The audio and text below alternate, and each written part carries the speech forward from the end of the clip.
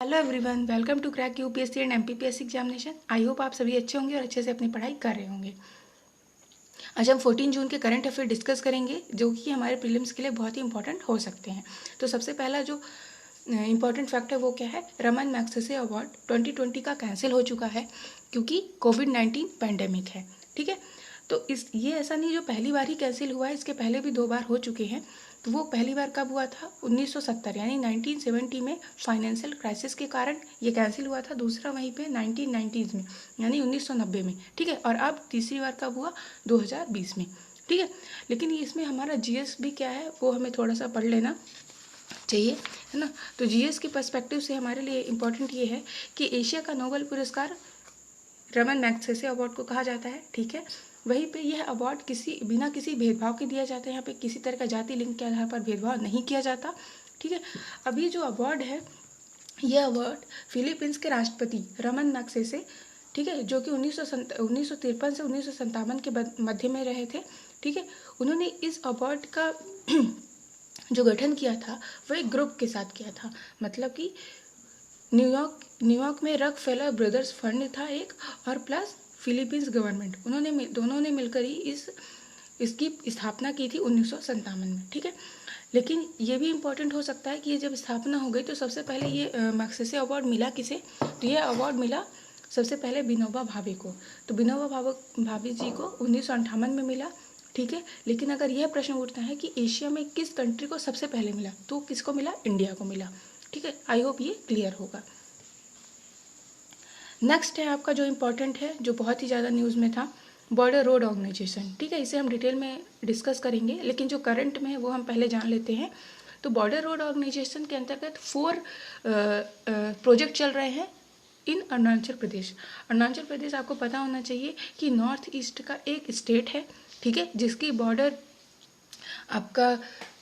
Border Myanmar और इधर आपका कहाँ से लगती है, भूटान से भी और चाइना से भी। ठीक है, जो कि हमारे लिए बहुत ही ज़्यादा इम्पोर्टेंट है। तो हम ये देख लेते हैं कि कौन कौन से प्रोजेक्ट हैं यहाँ पे। तो यहाँ पे 4 प्रोजेक्ट हैं, वार्ताक, अरनायक, ब्राह्मक एंड उदायक। ठीक है, तो ये 4 प्रोजेक्ट के नाम आपको पता होने चाहिए। जो रिसेंटली वर्क हुआ है वो वार्ताक प्रोजेक्ट के अंतर्गत वर्क हुआ है। तो वार्ताक प्रोजेक्ट के अंतर्गत 2 ब्रिज बनाए गए हैं। ठीक है, बीआरओ के द्वारा वार्ताक प्रोजेक्ट के अंतर्गत 2 ब्रिज बनाए हुए हैं।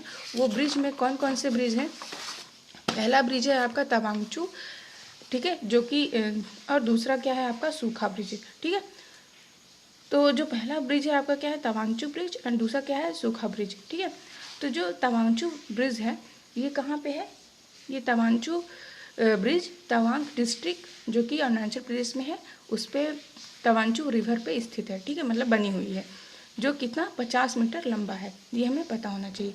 ठीक है, अब आपको पता होना चाहिए जो तवांग डिस्ट्रिक्ट है वो क्या है, वो चाइना और भूटान से इसकी जो बॉर्डर लगती है बहुत ही क्लोजली लगती है, मतलब इतना पास लगती है ना, बहुत ही ज़्यादा पास। ठीक है, तवांग डिस्ट्रिक्ट से।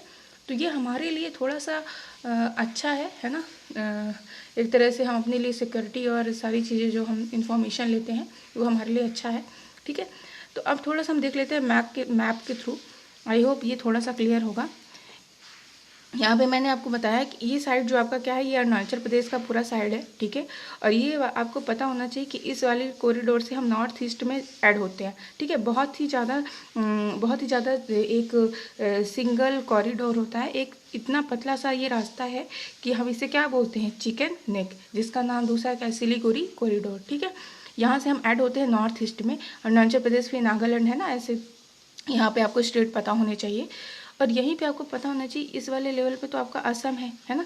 यहाँ पे आपका अरुणाचल प्रदेश, और अरुणाचल प्रदेश में जो तवांग डिस्ट्रिक्ट है ना वो यहाँ पे लोकेटेड है। ठीक है, ये तवांग डिस्ट्रिक्ट है, और यहाँ से आपको पता होना चाहिए पूरा बॉर्डर किसका है, चाइना का है।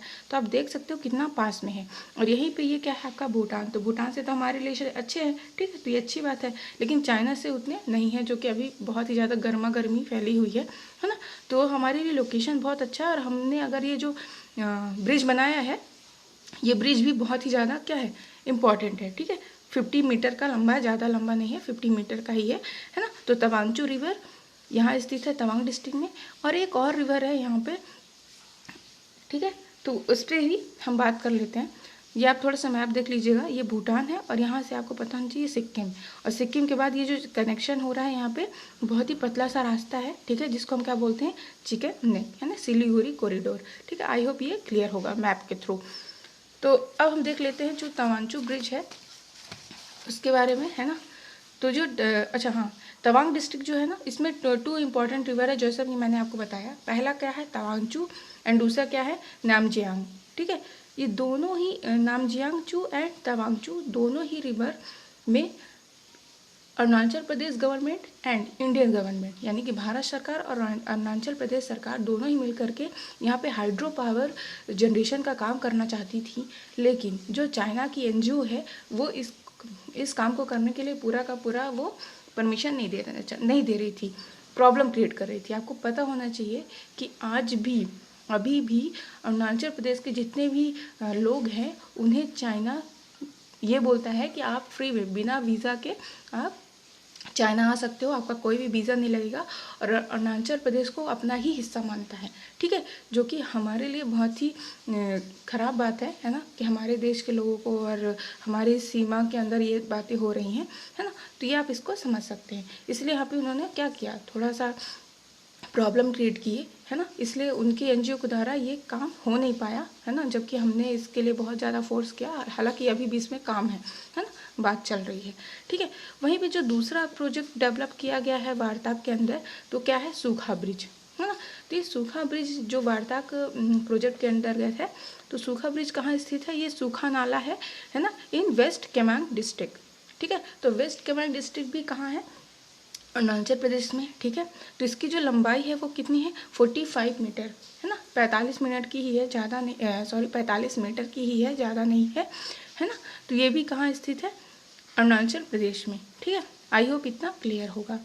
ओके, अब हम डिटेल कर लेते हैं कि जिसके द्वारा ये पूरा का पूरा फंक्शन किया गया है वो ऑर्गेनाइजेशन है क्या, वो फंक्शन कैसे करती है।